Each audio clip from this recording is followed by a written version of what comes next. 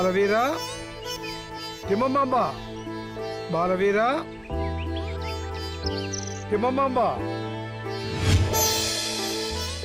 స్వామి మీరా? ఆయుష్మాన్ భవ. తిమ్మమ్మ, అడవుల్లో ఉన్న నాకు స్వయంవరం గురించి చెప్పి ఖడ్గాన్ని అశ్వాన్ని ఇచ్చి పంపించింది ఈ మహానుభావులే. అయితే మన ప్రత్యక్ష దైవం ఈయనే అన్నమాట. బాలవీరా, ఈ తిమ్మమ్మ గత జన్మలో నాకు అత్యంత ప్రీతిపాత్రమగు శిష్యురాలు. అంతేకాదు ఆ మహాదేవుడైన శ్రీనివాసుడికి మహాభక్తురాలు. అవునా? అదెలా? అర్థమయ్యేలా వివరించండి స్వామి. ఈ తిమ్మమాంబ గత జన్మలో కుజనీహుని అనే పేరుతో ఒక పేద బ్రాహ్మణి ఇంట జన్మించింది. ఆనాటి ఆచార సాంప్రదాయాల ప్రకారం ఆమెకు బాల్య వివాహం చేశారు. కానీ కొద్ది కాలానికే తన భర్త మరణించాడు.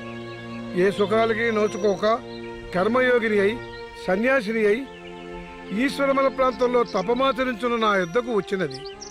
నా శిష్యురాలుగా చేరి నాకెన్నో సేవలు చేసినది. ఆ తర్వాత కాళీనుడనే ఓ మ్లేచ్చుడు అడవి జంతువులను వేటాడుతూ మేమున్న ప్రాంతమునకు వచ్చి ఆడవారిని చెరబడుతూ మా తపస్సుకు భంగం కలిగించినాడు. దాంతో మేము ఈశ్వరమల వదిలి తిరుమలకు వచ్చి ఆ దేవదేవుని సేవలో తరించినాము. ఈ తిమ్మమ్మ తన చివరి దశలో తిరిగి ఈశ్వరమల వెళ్లి తపస్సాధన చేసి అక్కడే తనువు చాలించినది. అంతేకాదు గత జన్మలో తన బాల్యమున మరణించిన భర్తవి నువ్వే. అందుకే ఈ జన్మలో ఈమెను వివాహం ఆడావు. అంతేకాదు నాటి కాళీనుడే నేటి ఫణీంద్రుడు.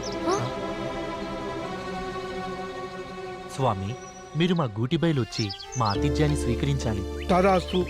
అలాగే శ్రీ కాళహస్తి వెళ్లి జ్ఞానప్రసూనామను శ్రీ కాళహస్తీశ్వర స్వామిని దర్శించి వెళ్ళండి. అలాగే స్వామి. విజయోస్తు.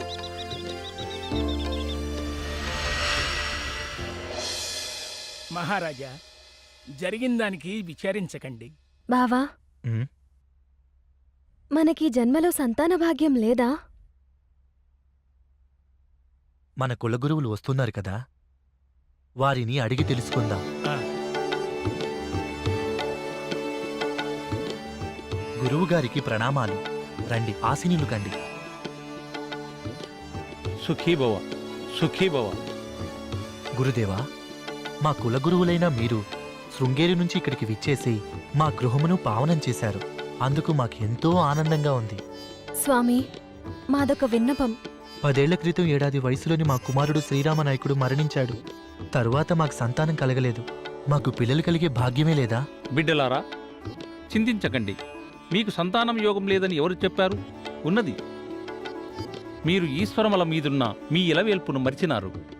మీ పెద్దలు ప్రతి ఏరువాక పౌర్ణానికి గూటెబేలు గ్రామీణ ప్రజలతో కలిసి శిఖరం అధిరోహించి స్తంభం మీద జ్యోతిని వెలిగించి పూజలు చేసి ఆ రాత్రంతా అక్కడే నిద్రించటం పరిపాటి. ఈ విషయం మీరు పూర్తిగా మర్చినారు కాబట్టి మీ జీవితంలో ఇన్ని ఆటంకాలు జరుగుతున్నవి. వచ్చే పున్నమే ఏరువాక పౌర్ణమి. తూచా తప్పకుండా ఈ కార్యాన్ని నిర్వర్తించండి. మీ కోరిక తప్పక నెరవేరుతుంది. అవశ్యం స్వామి. అయితే ఒక్క విషయం, ఈ అఖండ్ల పూజ ఏ ఆటంకము లేకుండా నిర్వహించాలి సుమా. ధన్యులం గురుదేవా. తప్పక ఆ పూజలను నిర్విఘ్నంగా పాటిస్తాం. శీఘ్రమే సంతాన ప్రాప్తిరస్తు. ఇక మేము వెళ్ళొస్తాం. మహారాజా, ఆ కుమార మల్లప్ప నాయుడిచ్చిన వీరఖడ్గాన్ని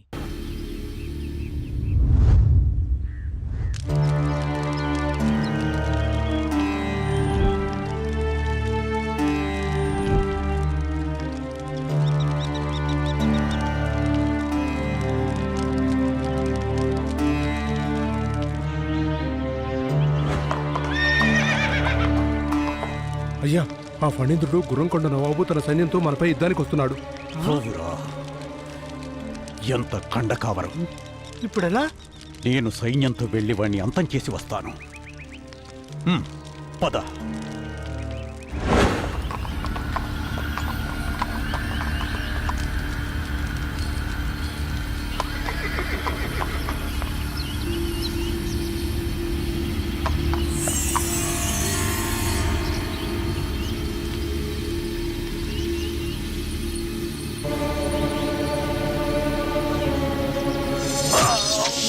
తిరిగి పొందా దొంగచాటుగా దెబ్బతీస్తావా?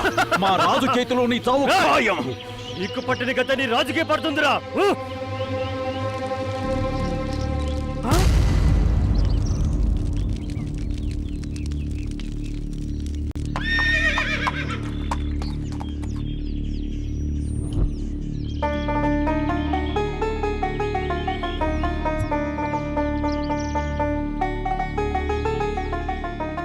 హైదర్ అలీ, నువ్వు చేస్తున్నది చాలా పెద్ద తప్పు.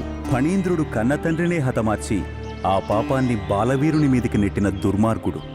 తిమ్మమ్మను చెరబట్టాలని చూస్తున్న కలియుగ రావణుడు. బాలవీరుడు తిమ్మమ్మ పుణ్యదంపతులు. వారికి దేవుడి అండ ఉంది. వారికి చెడు తలపెడితే నీకు చెడు కలుగుతుంది. నా మాటలు విని వెనుతిరిగి వెళ్ళిపో.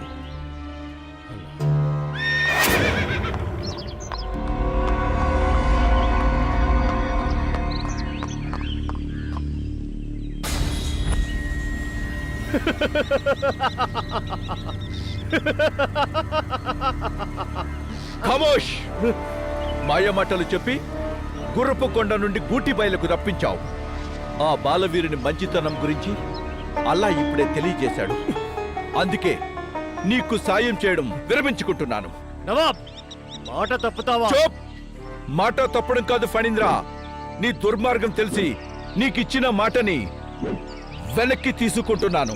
నువ్వు ఆ బాలవీరుడికి భయపడుతున్నావు. నన్ను రెచ్చగొట్టకు ఫణీంద్ర. ఆ బాలవీరుని చేతిలో ఈ రోజు నీ చావు తప్పదు. సరే, మొదట వాడిని చంపి తర్వాత నీ అంత చూస్తా. అది నీ తరం కాదు.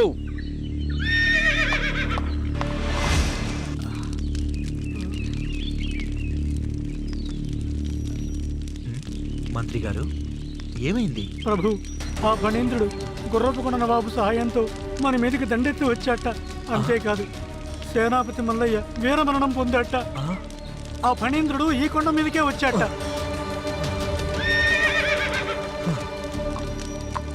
ఒరి పిరికి పంద, మేం పూజలో ఉండగా మా పైకే యుద్ధానికి వస్తావా? బాలవీరా, నీకిదే ఆఖరి పూజ.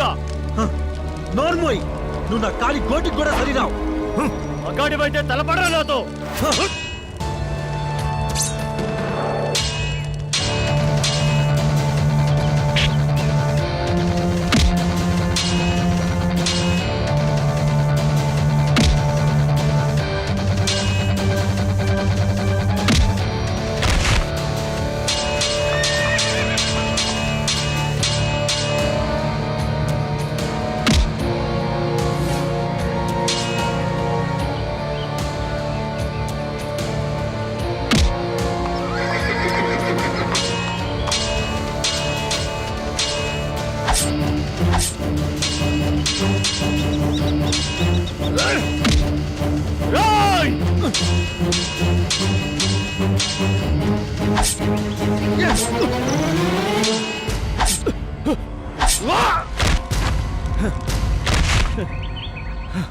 హే అల్లా!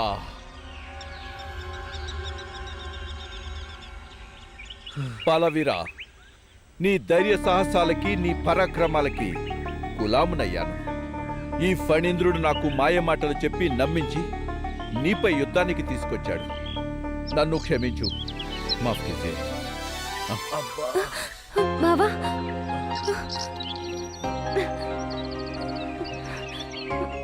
బాలవీరునికి బాలవీరునికి బాలవీరునికి బాలవీరా, ఇక సెలవు.